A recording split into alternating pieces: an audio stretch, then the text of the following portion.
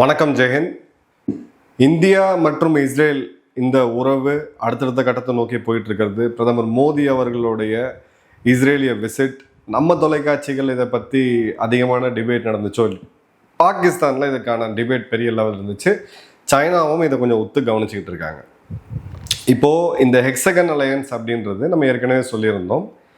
Israel, India, Greece, Cyprus மற்றும் ஒரு அரபு நாடு, ஒரு ஆப்பிரிக்கா நாடு அப்படின்றது. அந்த அரபு நாடு ஆல் லைக்லி யூஏஇயாக தான் இருக்கணும்.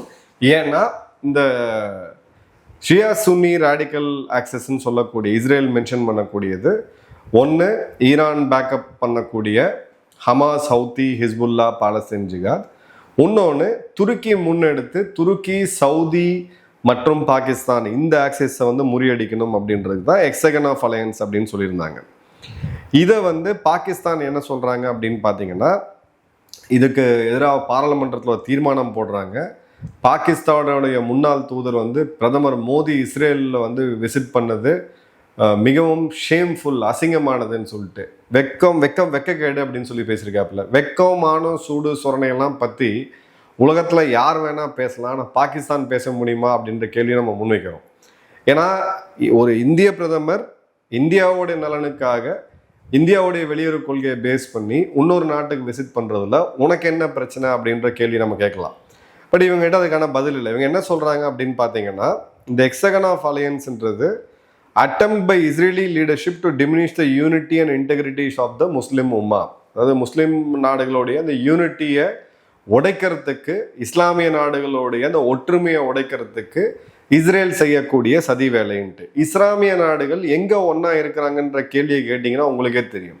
யுஏஇக்கும் சவுதிக்கும் ஆகாது, சவுதிக்கும் ஈரானுக்கும் ஆகாது, ஈராக் மற்றும் ஈரான் ஷியா நாடுகள் இவங்களுக்கும் துருக்கிக்கும் கேட்டிங்கன்னா ஆகாது, துருக்கிக்கும் யுஏஇக்கும் ஆகுமா?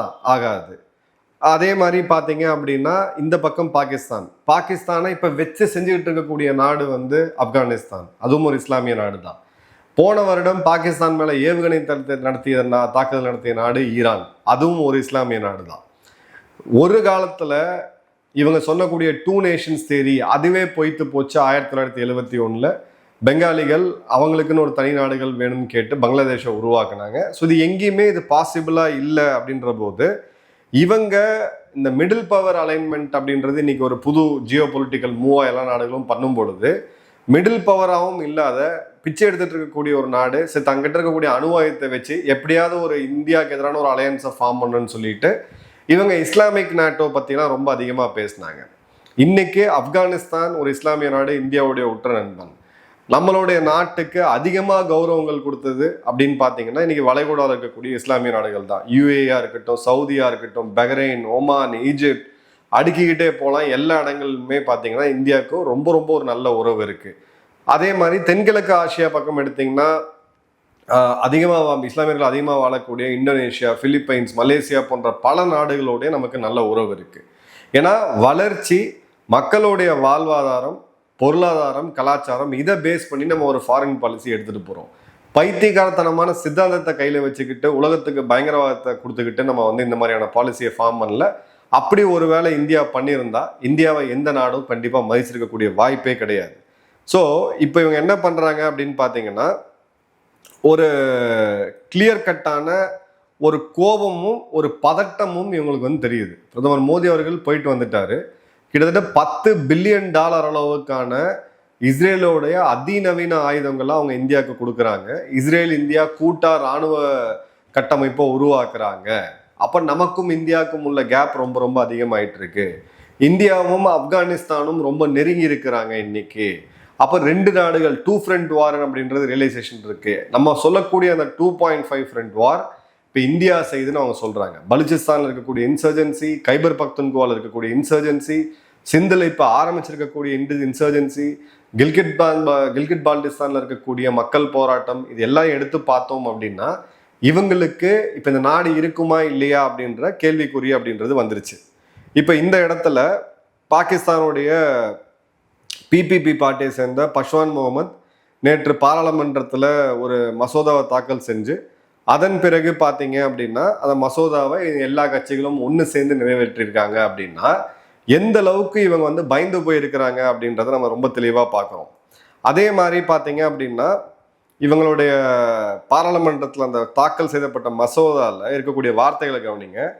While proclivity of the leadership of the Israeli occupying power towards diminishing the unity and integrity of Muslim Ummah on political and ideological grounds.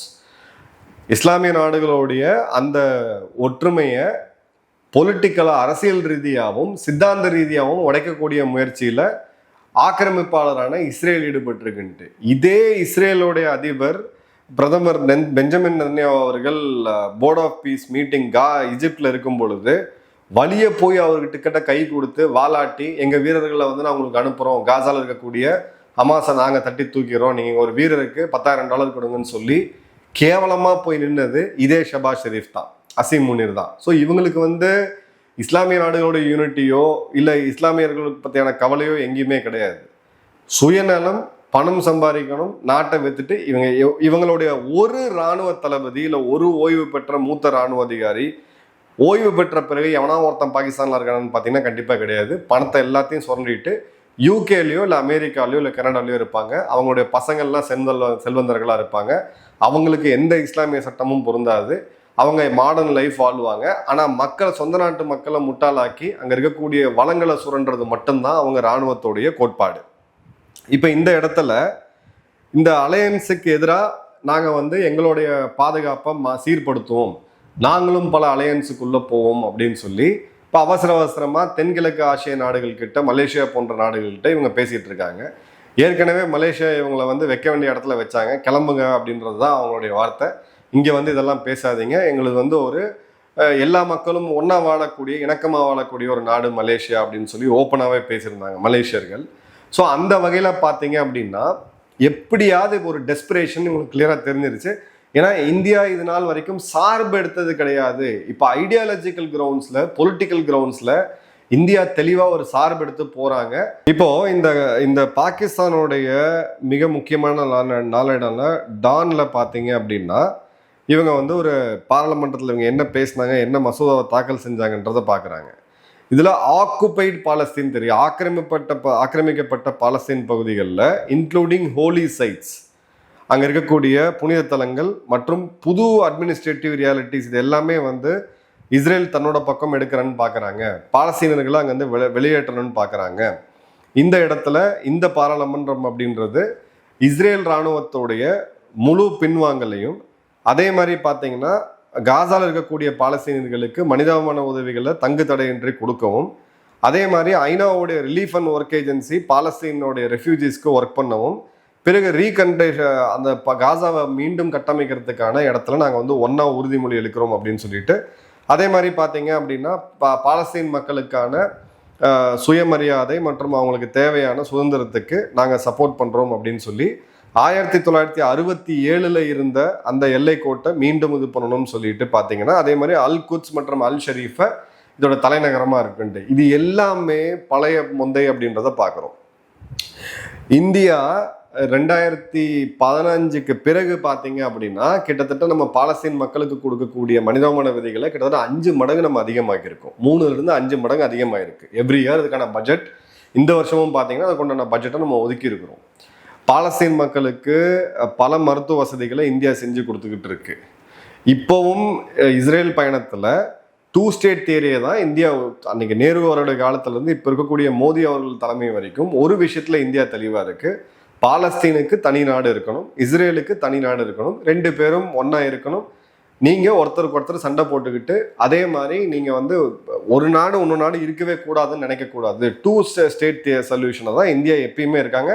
In fact போன வருடம் ஐநாவில் இஸ்ரேலுக்கு எதிராகவே இந்தியா வந்து வாக்களிப்பு செஞ்சாங்க. ஆனால் நீங்கள் 6 மாதம் முன்னாடி ஒன்று பேசிட்டு 2 மாதத்துக்கு முன்னாடி பெஞ்சமின் நெதன்யாஹூ கையை போய் பிடிச்சிட்டு காலில் விழுந்து நாங்கள் வந்து $10,000 ஒரு வீரரை அனுப்புகிறோம் அப்படின்னு சொல்லி காசா போர்ட் ஆஃப் பீஸ்ன்னு சொல்லக்கூடிய பாலஸ்தீனியர்கள் நிராகரிக்கக்கூடிய அந்த போர்டில் மெம்பர் ஆகி ட்ரம்ப் கைகாலை பிடிச்சி கான்ட்ராக்ட் எதுவும் கிடைக்குமா, அங்கே எப்படி வந்து டாலர் அடித்து சாப்பிட்லான்னு யோசிச்சுட்டு இன்னைக்கு இஸ்ரேல் இந்த முன்னெடுப்பு எடுக்கும்போது எனக்கு வந்து ஆடு நினையுது அப்படின்னு சொல்லி ஓனாயால் ஒரு கதையை அவங்க கூப்பிட போட்டிருக்காங்க. இப்போ பாகிஸ்தான் அரண்டு போய் இருக்கு. இப்போ தாலிபன்கள் ஆப்கானிஸ்தான் பாகிஸ்தான் மேலே ஒரு தாக்குதல் நடத்துகிறாங்க. சவுதிக்கும் இவங்களுக்கும் பாதுகாப்பு ஒப்பந்தம் இருக்குது. அந்த பாதுகாப்பு ஒப்பந்தப்படி சவுதி இந்நேரம் தன்னுடைய ராணுவத்தை அட்லீஸ்ட் ஒரு 10 பேராவது அனுப்பிச்சு வைக்கணும், இல்லை ஒரு 2 துப்பாக்கியாவது அனுப்பிச்சு வைக்கணும் ஒரு பேருக்கு. சவுதி எந்த இடத்துலையுமே ரியாக்ட் பண்ணலை. ஸோ இவங்களுக்கு இந்த துருக்கியை நம்பி சவுதி ஆக்சிஸில் இப்போ போய் உள்ளே போய் மாட்டிக்கிட்டோம் அப்படின்னு சொல்லி சிக்கிக்கிட்டாங்க, அதுன்றது தெளிவாக தெரியுது. அதே மாதிரி இஸ்ரேல் இந்தியாவும் ஒன்று சேர்ந்து குறி வச்சாங்கன்னா, கவுத்தால இவங்க அணு ஆயுதங்களை சோதனை செய்யும் போது இஸ்ரேல் அன்னைக்கு அமெரிக்காவை மீறி இந்தியாவுக்கு ஒரு ஆஃபரை கொடுத்தாங்க, நாங்கள் எங்களுடைய விமானங்களை வச்சு தாக்கி அளிக்கணும்னு சொன்னது. அன்னைக்கு அரசியல் சூழ்நிலைகள் இந்தியா அதுக்கு ஒத்துக்கலை. அன்னைக்கே அதை பண்ணியிருந்தாங்க அப்படின்னா நமக்கு எந்த விதமான அச்சுறுத்தலும் இல்லை. இன்னைக்கு பாகிஸ்தான் ஒரு நாடே இருந்திருக்காது, அந்த நாட்டுக்கிட்ட அணு ஆயுதமும் இருந்திருக்காது. பட் இப்போ இந்த 2 நாடுகளும் ஒன்று சேரும் பொழுது இவங்க தூக்கத்தை தொலைச்சிட்டாங்க. இதுக்கு பார்த்தீங்கன்னா சொல்யூஷன் அவங்கள்ட்ட பெரிய லெவல் எதுவுமே கிடையாது. ஏன்னா சைனா இந்த அலையன்ஸுக்கு எதிராக எங்கேயுமே நிற்க போகிறது கிடையாது. இஸ்ரேல் டெக்னாலஜின்றது சைனாக்குமே தேவை. ஸோ ரொம்ப ஒரு இக்கட்டான சூழ்நிலையில் ஒரு ஜியோ பொலிட்டிக்கல் சக்கர வியூகத்தில் பாகிஸ்தான் தனக்கே தானே ஒரு குழி தோண்டி படுக்கிறதுல இவங்களோட பெஸ்ட் யாருமே இருக்க முடியாது. வெயிட் பண்ணி பாருங்க இவங்களோட அடுத்த புலம்பல் எப்படி இருக்க போகுதுன்ட்டு. நன்றி, வணக்கம், ஜெயன்.